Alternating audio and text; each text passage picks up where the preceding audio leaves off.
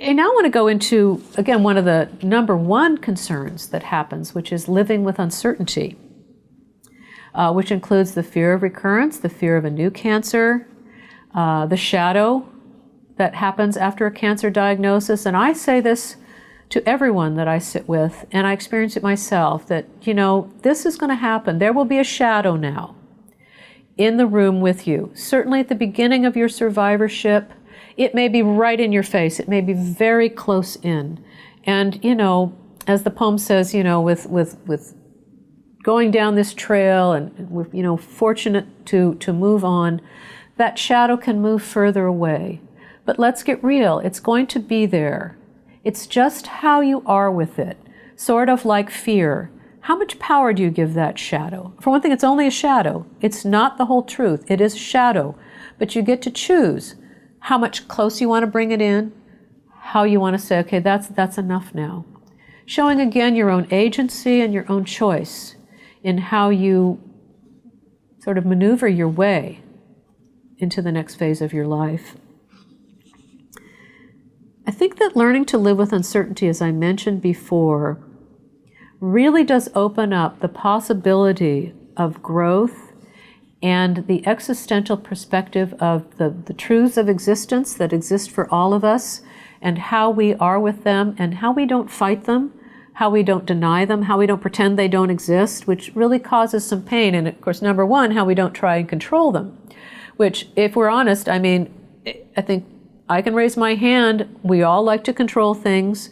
I myself pride myself on some of the ways I feel I have magically created to try and control things. But in the end, it doesn't work, and it only creates more of a tension, and it doesn't really let us live as freely as we'd like to. So, but how do you do this? This all sounds fine and good, right? Yeah, that's all good. What a great theory that we're talking about. Well, I have found, and I don't think I'm alone in this, I think you can do a lot of reading about this and hearing people talk about this.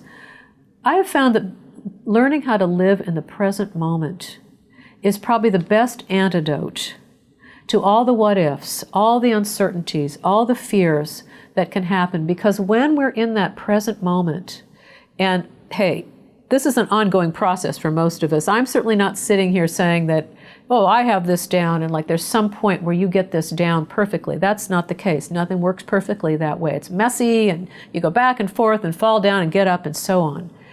However, by continual to practice being in the present, to work with being in the present, to allow yourself to be in the present moment, you will find that after a while it becomes more integrated and more incorporated, and that it really does, in that moment you start to realize, yes, this is it, what's in front of me. Again, so it sounds great, but how do we do this? So here are some experiential tools for how you can practice working with being present.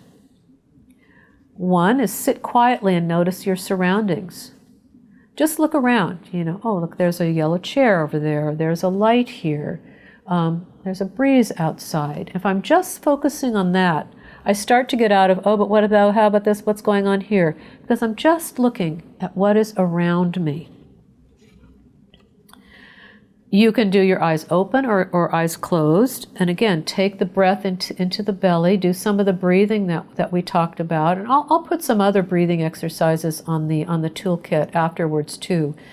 Because that breathing into yourself and coming into yourself in the present moment and gathering your energy is another way that you can be present, feeling your feet flat on the ground, noticing your connection there. And then, of course, because, we think a lot, the mind will drift, the mind will go places. You just very gently say, oh, whoops, okay, let me just bring myself back to my breath, bring myself back to right now and right here.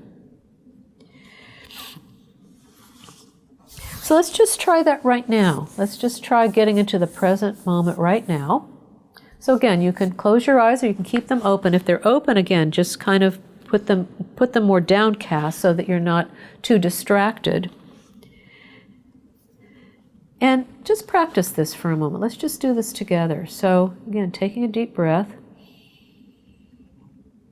just holding it for a moment. And then just breathing out steadily. Taking a deep breath. Just breathing out. You may find now, if you would like, a place that you can focus on. For some, it might be the way how you feel the breath coming into your nose. For some of you, it may be the movement of your belly. For some, it may be the feel of your feet on the ground. But use whatever you choose, whether this one or this one. And if you notice yourself moving out into thoughts and feelings and distractions, go back to what they call the home base. Just go back to that home base and bring yourself back in. Let's just try that for a moment. So,